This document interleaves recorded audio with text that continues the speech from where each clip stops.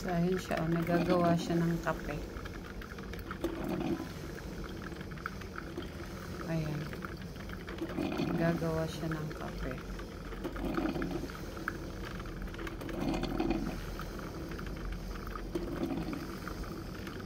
Ayan na. Tapos na. So, ngayon, dahil tapos na siya, kunin natin to at ating ilalagay dito ang kape.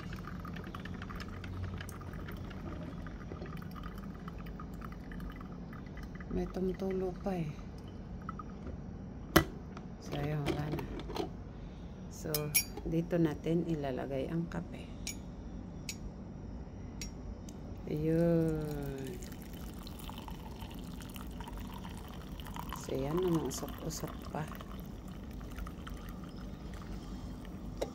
Ang konti, wala pang isang, ay, sakto lang pala. Yun. Sakto lang. So, yan ang nagawa ng aking binili kahapon. Bye! So, yan. Gumagawa ako dun sa coffee maker. So, since gabi na ngayon at di naman ako umiinom ng kape sa gabi. So, tinry ko ito. Gatas nilagay ko. Tingnan natin kung anong mangyayari. Oh, ayan siya. Hoy. Ano ganyan?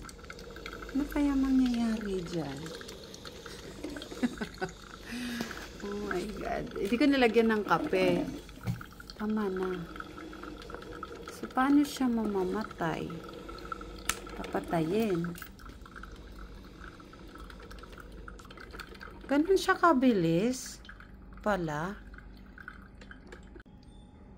So, ayun na. Kunin na natin, ha? Kunin na natin to. Tignan natin kung anong nangyari. O, ayan. Uy, mainit siya tata. Siyempre, umuusok-usok, oh. My God, ganito pala yun. So, pupunasan ko to bago ko siya ibalik doon.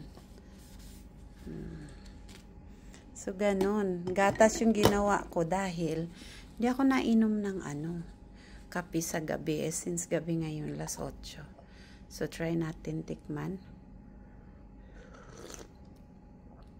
Ay, oo nga. Ganun pala yun. Ayun, naging ganun pala.